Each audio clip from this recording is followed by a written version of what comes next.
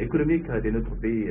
Madame Coll, bonjour. Bonjour. C'est un plaisir de vous recevoir une énième fois sur le plateau des sociétés débat. C'est toujours un plaisir de venir vous voir. Et voilà, qu'est-ce qu'on devient finalement, Madame Coll? On continue comme On continue. on continue. Mais pas avec la même forme, Si, avec la même forme. pas dans le même contexte. C'est-à-dire l'ancien conseil. Voilà, ça, bien c'est vieux, sûr. quoi. Ça fait 22 décembre 2008. Mais la vie continue. Je veux dire, il y a des acquis, il y a des choses à changer, il y a des choses à améliorer, il y a des choses à transformer. Et on en a Oui, mais qu'est-ce qui a changé réellement? Quoi, dans le pays ou Par rapport à vous-même? Moi, pour moi, rien n'a changé parce que les règles et la morale que je me suis imposées depuis toujours, et y compris l'évidence du président, n'a pas changé. Je continue à développer des entreprises, je continue à m'investir dans ce pays qui est le mien avec toujours autant de dynamisme et de volonté. Peut-être en étant quelquefois un peu plus menacé, mais la menace ne serait pas l'homme qui serait en Dieu, donc quand je ne perdrai pas ma foi, quel que soit les hommes. Mais aussi, même vers la fin du règne du général Ansel Conté, vous faisiez l'objet des menaces aussi. Parfait, vous vous en souvenez, j'ai été expulsée, voilà, et c'est grâce à des gens comme vous que j'ai été protégée aussi longtemps. Donc voilà, la vie continue. Et aujourd'hui, quel regard vous portez sur la situation politique de notre pays? Un regard plutôt positif dans son ensemble, parce que je considère qu'on a eu la chance le 22 décembre d'avoir un certain nombre de partis déjà créés, puis un certain nombre parce que beaucoup se sont créés après le 22 décembre, donc quand le président Conté décède, étant donné que les bases d'une démocratie non parfaite, ni part sont posées, on a déjà un certain nombre de partis qui sont installés, et la junte qui prend le pouvoir avec à sa tête le capitaine David Camara prend l'engagement d'organiser des élections en un an. C'est possible quand on a des partis qui existent et qu'on a déjà les grands principes, les grandes habitudes d'aller vers un bureau de vote, de voter, etc. Même si on prétend systématiquement que les votes étaient manipulés. Donc là, aujourd'hui, on a, à mon sens, un nombre incroyable de partis qui sont nés.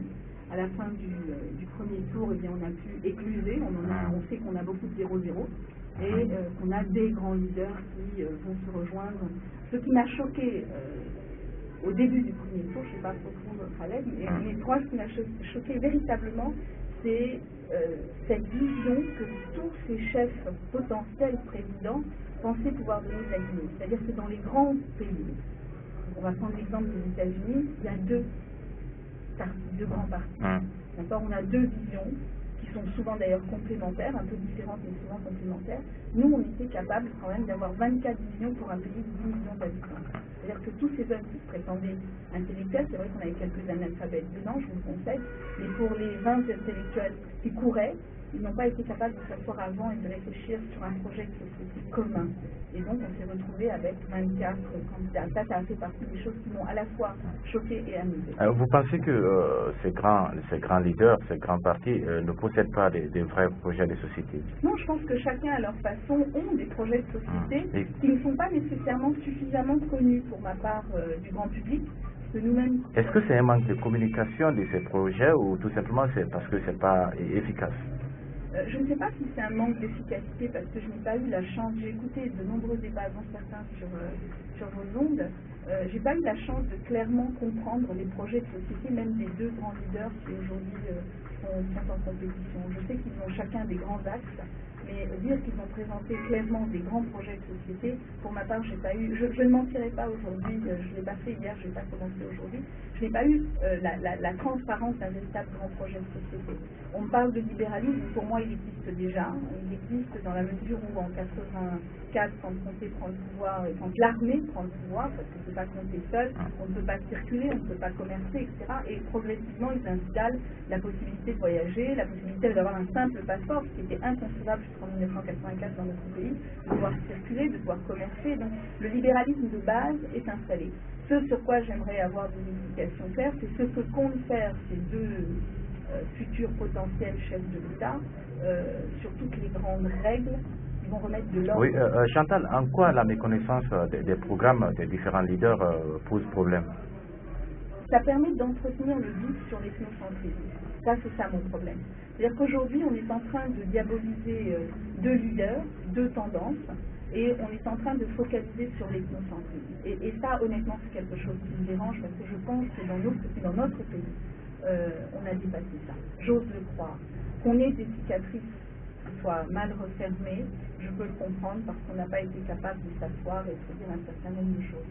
Mais dire qu'on est un pays où on est encore régi par le fait d'être issu d'une ethnie plutôt que d'une autre, moi j'ai la chance d'avoir de nombreux jeunes dans nos entreprises, puisque la moyenne d'âge est autour de 30 ans, et j'ai la chance de constater qu'ils sont guinéens, qu'ils ne sont pas malinqués, peuls, guerrés, etc.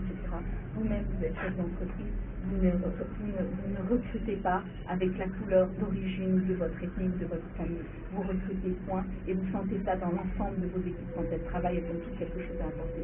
Donc moi, ce qui me frustre véritablement, c'est que ces projets de société n'aient pas été clairement présentés et que ça laisse l'espace à certains de vouloir parler d'ethnocentrisme. Oui, vous signalez l'ethnocentrisme. Est-ce qu'aujourd'hui vous pensez que c'est une réalité? Est-ce que le fait des leaders ou le fait de la population à la base? D'autant plus que quand nous voyons les alliances qui se font maintenant, il n'y a pas beaucoup de couleurs ethniques dedans. Quand on voit un Ousmane qui se rallie à Alpha Condé, quand on voit... on n'a plus de frontières. Mais est-ce que c'est une réalité en Guinée? Parce qu'à chaque fois, à chaque émission, on aborde. Oui, pour moi, honnêtement, ma vision, moi j'ai la chance d'être métisse. Donc, étant métisse, on ne peut pas me dire je suis métisse plus que malinquée que peu. Quand je me présente, je suis métisse guinéenne, point, grâce à Dieu. Ça c'est votre cas, vous, ça c'est mon cas, mais je une pense qu'on est... exception. Non, c'est pas une exception, je pense qu'on est tous guinéens. Je veux dire, on a tous envie, à chaque fois que vous et moi on a échangé, on a tous envie que notre pays avance.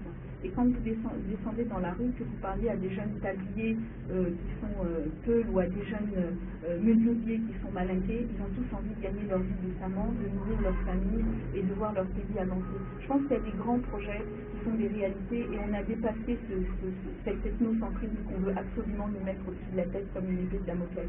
Pour plusieurs raisons. Quand vous allez dans les rues et que vous rentrez dans une famille, dans une concession, vous découvrez Peul, Malinqué, Soussou, Guernsey, ils sont en train de manger. Si c'est le soir et qu'ils peuvent, ce sera un folio, et si c'est le matin, un bon lapidus, on ne pose pas de questions. Je crois qu'il faut que nos intellectuels, et là je m'adresse vraiment aux intellectuels, arrêtent de vouloir manipuler l'image d'analphabète. C'est vrai, ça représente plus de 70% de notre société, en partant systématiquement des notions. Est-ce que la manipulation, à votre avis, est l'apanage des seuls intellectuels guinéens? Parce que partout, dans toutes les grandes démocraties, c'est de la manipulation pure lorsqu'on fait de la politique. Oui, la politique est de la manipulation, je suis d'accord, c'est la manipulation des masses. Donc, pour aller vers une victoire individuelle. Ça, c'est une réalité. Mais je voudrais qu'on trouve autre chose comme sujet que l'ethnocentrisme. Est-ce que vous, en tant que Chantal Coll, vous avez une couleur politique aujourd'hui? J'ai pas de couleur politique, comme je n'en avais pas plus à l'époque de l'ancien Vous avez remis 50 millions au PIB, là. Oui, mais je l'ai dit, et j'aurais invité tous les commerçants peu malinqués, Soussou, à faire comme moi. Parce que c'est grâce à tout ce qu'on a pu vivre auprès de l'ancien affronté que chacun d'entre nous a réussi à être ce qu'il est. On ne va pas demander à une radio libre de le faire, on n'a pas les moyens de le faire. J'ai aujourd'hui une radio, je suis très difficile de trouver le budget. Mais je considère que tous les gros commerçants qui ont gagné beaucoup d'argent à l'époque de SNC auraient pu, ne serait-ce que symboliquement. Non pas dire qu'ils vont voter PUP, c'était pas ça le but. Moi, j'ai jamais eu ma carte au PUP, jamais. Et tout le monde le sait, les bureaux politiques du PUP est là, LH Comparé est là, ils vous confirmeront. Et je le disais clairement au président de la République et je l'aime. Mais je pense qu'il y a des gestes symboliques qui sont importants à faire pour que notre pays avance. C'est-à-dire, moi, par exemple, je disais une chose puisqu'on parle de gestes symboliques. J'ai été très touchée de voir le professeur Alpha Condé aller sur la tombe du président Kennedy, pour plusieurs raisons. La première, c'est qu'il n'était pas actuellement fermant, qu'il n'a pas trouvé le temps de venir en 47 jours, alors qu'on a une tradition africaine qui ont quand même un déstabilisant. L'homme peut se repentir, il a quand même gouverné le pays, il lui a permis de s'exprimer. Certes, il a été 2 ans en prison, ça aussi c'est une réalité qu'on doit assumer, mais il a été sur sa tombe. J'ai été très touchée, mais 3 jours après, j'ai entendu qu'il va reprendre la Guinée là où il a laissé s'épouser. Moi, je veux bien qu'on fasse des gestes, mais qu'on ne nous crache pas au visage derrière. Il y a un minimum. Est-ce que vous pensez que cette déclaration est tout simplement un lapsus? Je pense pas que ce soit. Je pense que quand on enseigne